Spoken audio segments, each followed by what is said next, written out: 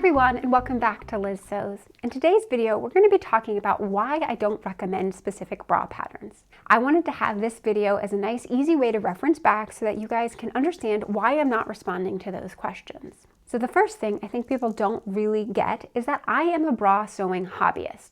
I started sewing bras about 3 years ago, and my area of expertise is a very narrow range limited to these guys right here.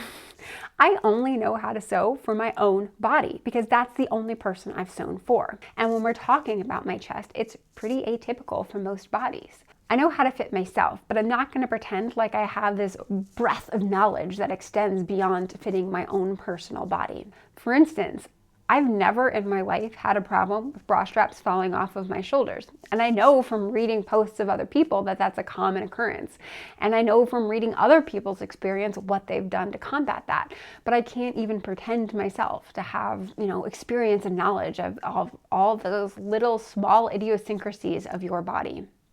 Another reason I don't like recommending specific bra patterns is that I think a lot of time people assume that I'm going to give them a bra pattern and that it's just going to be the magic key, that it's suddenly going to fit and be perfect and that's it. They're just going to make that one bra and it's going to be perfect. And that's not true either. Even in my favorite bra, the Black Beauty from Emerald Erin, over the years, I've made changes to every single piece in that pattern because I'm trying to always constantly tweak it to get it to fit me just a little bit better. So by me recommending a pattern to you, that isn't the end of your journey. That would still be the beginning, and I don't think people understand that. So when I started making bras 3 years ago, I was really happy with the bras I was making. They were pretty, they fit better than pretty much anything I could buy from ready to wear. But as I got more and more advanced in bra making, I realized that those weren't particularly well made, well fitted bras. And as time has gone by, they have sort of left my collection, and I've definitely refreshed it with new bras that I think fit even better. Another reason why I don't like recommending specific bra patterns is that we all have different tastes in bras. And you really need to decide for yourself what type of bra you feel most comfortable in.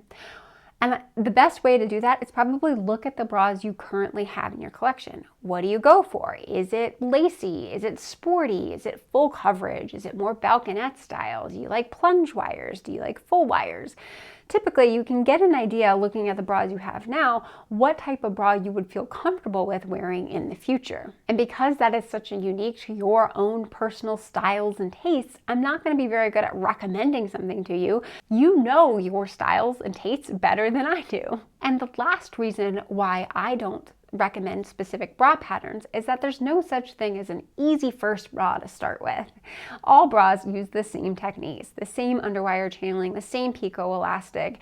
It's all the same. You're going to make a frame, you're going to make some cups, you may or may not make a back band separately.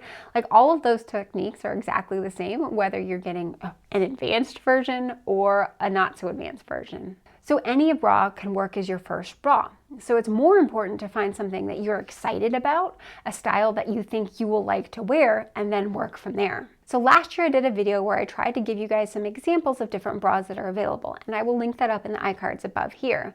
I have tried to include as many as I could think of, as well as additional ones down in the description box of that video. So of course, bra patterns are constantly being released. So there's going to be a lot more bra patterns now than there was at the time that I made that video.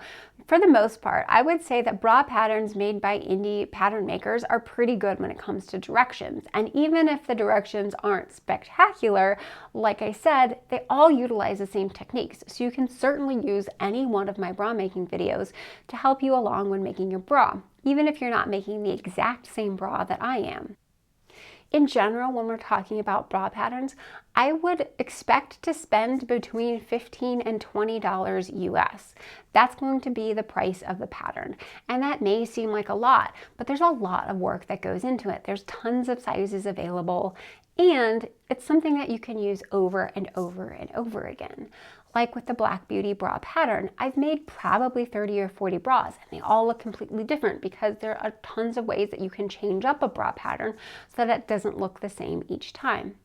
I have a series on my channel called Make It Your Own. So if you're using a pattern that you really like and it fits you really well, you can always use one of those Make It Your Own videos to change up style lines or change up the back or change up the bridge or something like that so you get a completely different look. So don't feel like if every pattern being $20, you have to buy every single new pattern that comes out. In closing, I just want to reiterate that choosing a pattern is all about you, your body, your style, and your preferences.